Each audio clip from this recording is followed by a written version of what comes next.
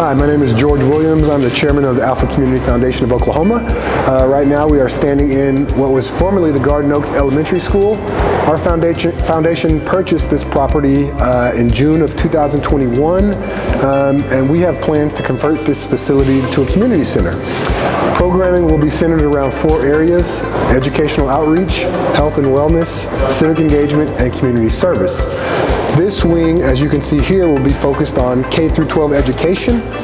We have a couple of classrooms on the right side that will be set up as STEM labs. Oklahoma State University will be providing STEM equipment for those classrooms.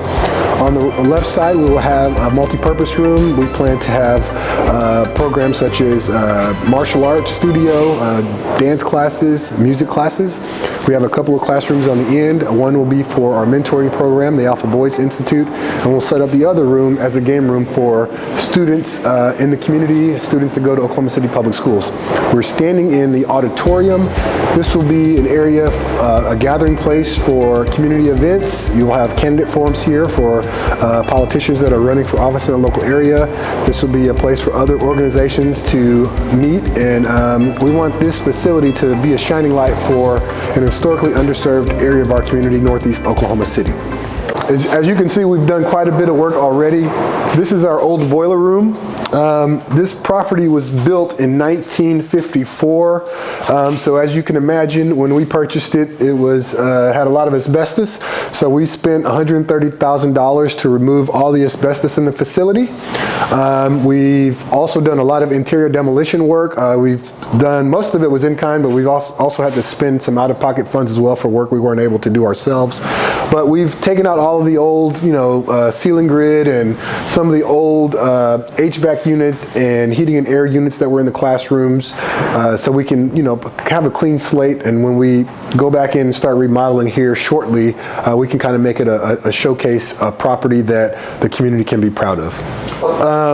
The roof was in such disrepair that there were a lot of leaks and mold and other issues, and we thought it would be best to, go ahead and basically make it not start from scratch, but get it down to the bare bones and then rebuild it back the way we thought would be best. So it would be a long-lasting facility and not something that we'd constantly have to be doing, renovations on or fixing issues here and there. So this property stopped being a school in 2003. And so it was turning into a facility that was in disrepair. So we were able to purchase this and take something that could have been a dilapidated building, an eyesore in the community, and make it a shining light and something that we can provide services that will help, again, an area of our community that's been historically underserved. We're sitting in the 73117 zip code. You have some of the worst health outcomes in the city, some of the worst educational outcomes in the city, lack of engagement when it comes to voting and things of that nature. And so we want to have this as our hub that we can, again, provide services and programs that will help uplift this part of the community that so desperately needs it. This will be part of our phase 1 construction.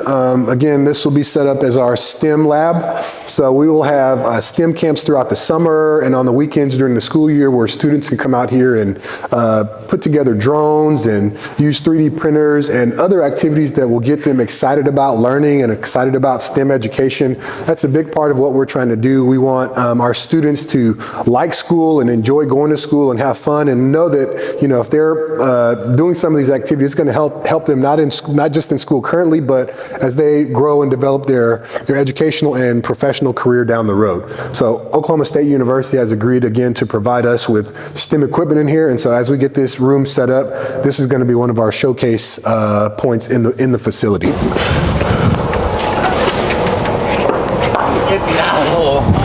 And as you can see now, we are in the process of getting the roof replaced. The roof was in pretty bad shape, as you can imagine, and so they're tearing out the old roof and they'll be going back in with a new roof. That should be done here in the next couple of weeks, something we've been working on for quite a while, and we're excited to get this part of the construction completed. That will allow us to then get inside the facility and start the interior remodeling, painting, flooring, lighting, framing, things of that nature. So this has been a big milestone for us, and we're excited to get this portion of the construction done will allow us to move forward with the remaining things that we need to do in order to, again, get this building open and start serving the community. When we started this, it was the middle of the pandemic, and I'm fairly new to this city, to Oklahoma City. I moved up here from Texas, and once I saw what we could do with a project like this, I just got really excited. There's, it's 27,000 square foot building sitting on 10 acres in the heart of a historically African American community. We've been able to engage with the Housing Association, different organizations that give back to the community, like Rebuilding Together, other OKC, and other nonprofits that want to work with us. And once you see, we had a trunk or treat here a couple of months ago, and when you see the kids out here and how excited they are to have people that care about them and care about, their part of the community, it really, makes you feel good. I mean, each of us, as we were growing up, people poured into us and helped us get to where we want to be. So it's our duty to do the same for those that need that same thing. So that's what I'm passionate about. I'm excited to get this project underway, get it finished, and again, start serving the community. This is going to be a beacon of light for Northeast Oklahoma City, and it can be a model for other, other schools, not just in our community, but in other communities throughout the United States that are no longer being used as schools. They can be turned into community centers and can be used to, provide hope to residents of those particular areas.